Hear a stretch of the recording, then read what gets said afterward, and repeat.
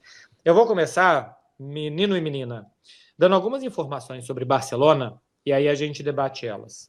Sobre Vitor Roque e sobre Rafinha, porque no final de semana, os dois atacantes brasileiros do Barça receberam propostas. Eu não sei qual foi o nível de receberam propostas. Se chegou um e-mail oficial de algum clube para o Barcelona explicando a proposta, ou se o receber proposta é alguém ligar para o Deco, de algum outro clube, e falar: Deco, queremos o Rafinha, podemos pagar tanto. Como é que vai ser? Aí, internamente, o Barcelona estuda, tanto o Barcelona como o jogador. E a mesma coisa sobre o Vitor Roque. Mas nesse final de semana, os dois atacantes brasileiros do Barcelona foram procurados. Isso eu sei também. Foi noticiado na imprensa de Barcelona e eu também consegui chegar a essa informação. O mesmo discurso, o Rafinha há mais tempo, porque está no Barça há mais tempo do que o Vitor Roque, que não querem sair. E realmente, assim, conversando com pessoas próximas a ele, pelo que eu conheço até dos jogadores mesmo, o sonho que foi para os dois jogar no Barcelona e a dificuldade que foi de chegar, eu acho que eles não estão dispostos a desistir, a abrir mão. Então, não acho que vai ser qualquer proposta que vai tirar Vitor Roque ou Rafinha de Barcelona. E aqui tem uma diferença muito grande entre os dois, né? O Rafinha, nas 2 temporadas que ele esteve no Barça, ele foi o segundo jogador que mais participou de gols, só atrás do Lewandowski, entre gols e assistências. Não é o que mais joga, ele foi o 14º em minutos na última temporada. Cara, 14º. Tudo bem que teve 2 lesões, teve uma expulsão direta, o que rendeu a ele 3 jogos de suspensão, mas o Rafinha termina muito poucos jogos. O Lamine, por exemplo, terminou mais partidas, jogou mais vezes 90 com 16 anos de idade do que o Rafinha. Mas joga sempre, participa muito. E o Vitor Roque tem um papel hoje no clube bem diferente, né? Não chegou a jogar 360 minutos na última temporada. Isso não dá 4 jogos completos. E nessa, vamos ver. Vamos ver. O Barcelona não está fechado a receber propostas, precisa de dinheiro e o Vitor Roque pode ser um desses. O que vocês acham? O que você acha, Gil? O papel dos dois, de bater o pé, falar, fico, não quero sair. Acha que é a melhor opção de carreira para eles? Então, eu conheci o Rafinha pessoalmente quando ele jogava no Sporting. E eu tava prestes a ir pro Camp Nou assistir um jogo da Champions e eu perguntei para ele qual era o sonho, em qual clube ele gostaria de jogar, e ele falou que era exatamente o Barcelona. Então, eu acredito que, como é um sonho do Rafinha desde sempre, ele vai continuar batendo o pé para ficar, mesmo porque ele tem tido um bom desempenho. Eu acho que o Rafinha foi muitas vezes prejudicado por escolhas mesmo do Xavi. O Xavi parecia que, pessoalmente, ali não tinha muito apreço pelo Rafinha, porque mesmo quando o Rafinha jogava bem, era substituído e aí acabou protagonizando por 2 vezes aqueles meio que chiliques depois de ser substituído. Tinha motivo para tal, mas acho que ali também ele acabou se queimando ainda mais com o Xavi. Mas eu acho que o Rafinha, pessoalmente, assim falando, vai bater o pé para ficar, porque é o grande sonho dele.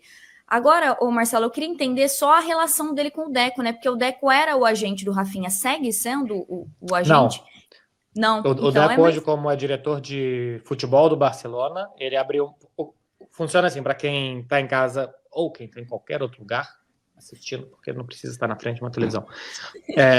Quando o cara é agente de jogador, ele recebe uma comissão pela transferência e depois ele recebe parte do salário do jogador. Normalmente 5% do salário do jogador vai para o agente. Então o Deco, quando o Rafinha chegou ao Barcelona, o Deco era agente do Rafinha. Então o Deco fez essa operação, não sei se ele pegou a comissão como corresponde normalmente, 5% do salário e normalmente 5 a 10% da negociação é a comissão do agente. Ele se torna diretor de futebol do Barcelona depois e a notícia que a gente tem é que ele abre mão desses vencimentos que ele tinha para receber. Então hoje o Rafinha não tem agente. O Deco é funcionário do clube e o Rafinha não tem um representante legal, não tem um agente FIFA que represente o Rafinha, as propostas chegam para o clube e o clube repassa ao jogador. Eu não sei até o ponto de envolvimento que o Deco ainda tem com o Rafinha, né, nessa história. Que oficialmente não é, mas, enfim, acho que já tem um bom tempo que é o Deco que tá à frente da carreira do Rafinha, que eu me lembro desde quando ele estava no Sporting já era o Deco. Uhum. É uma situação complicada. E do Vitor Roque, eu acho que ele nem teve chance, na verdade. Ele teve uma minutagem muito baixa.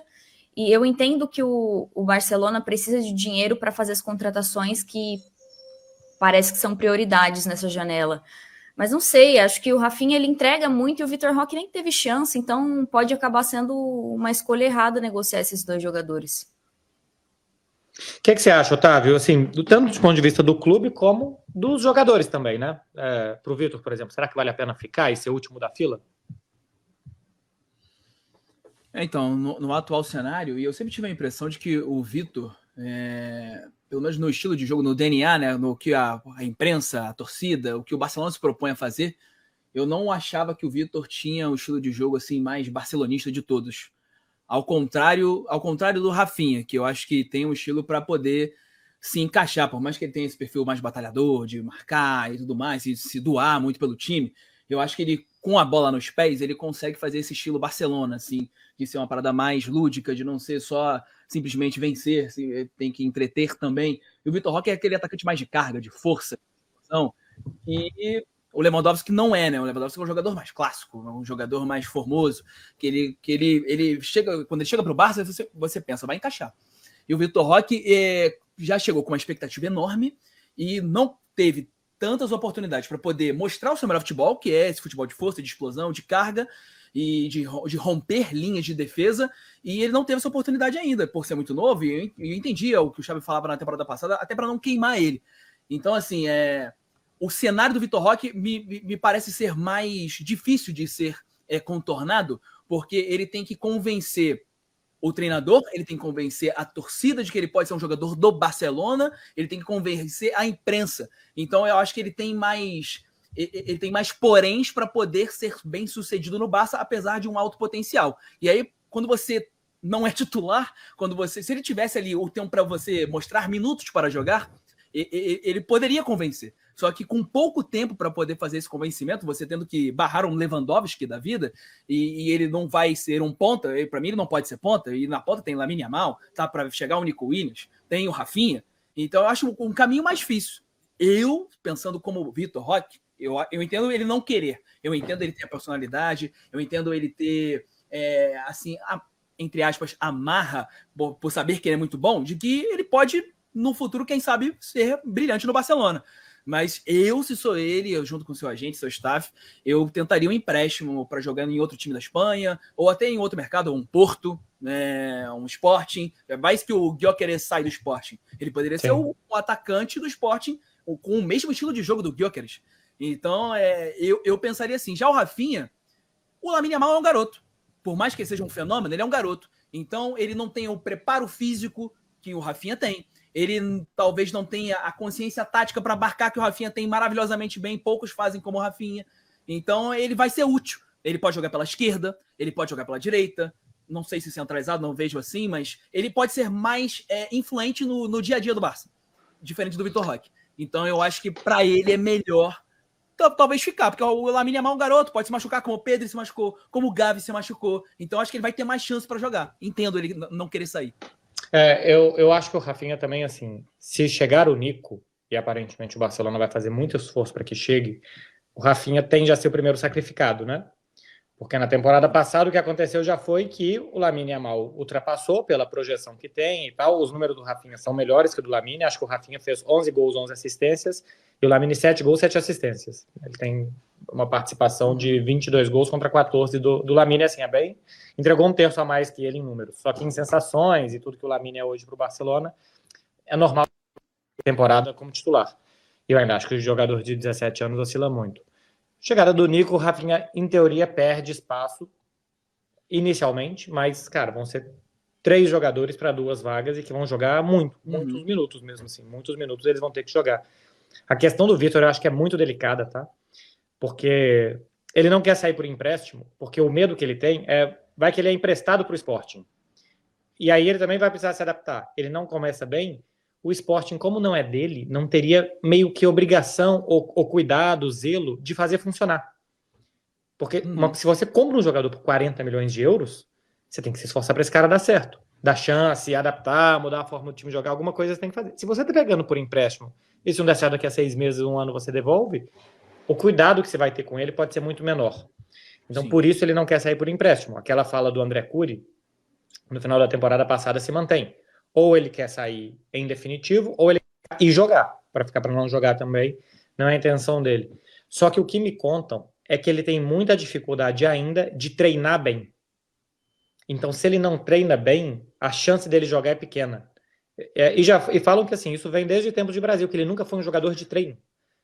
Que tem jogador que é o famoso leão de treino, né? Você coloca o jogador no treino, ele vai super bem, depois vai mal nos jogos. E tem jogador que é o contrário, que não treina espetacularmente bem, mas quando joga é muito diferente dos treinos, porque tem estrela, porque sente o jogo, porque é diferente e tal.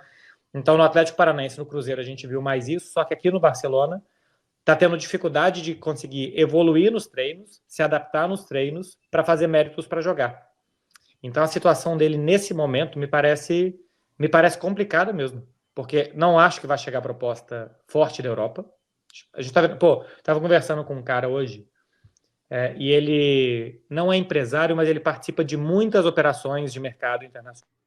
E ele tava falando, cara, tá tudo muito parado, não tá acontecendo nada no mercado, tem muito clube, Paris Saint-Germain não contratou quase ninguém, Barcelona, Arsenal, Manchester City. Ele falou, cara, os desempregados não estão conseguindo achar time. Rabiot, Sérgio Ramos, Alexis Sanches, Memphis, os desempregados não estão conseguindo se colocar, quanto mais comprar alguém. Então não é um mercado fácil. Esse ano aconteceu alguma coisa que o mercado se retraiu muito até aqui. Não está tendo muita dança de cadeira, né? Que quando você mexe uma peça vai tendo um dominó que vai gerando aquilo. E o Vitor Roque, que não conseguiu mostrar, que jogou pouco em 6 meses e que tem um valor muito alto, vai ter dificuldade de sair e de jogar no Barcelona. Acho que hoje ele está numa situação muito complicada.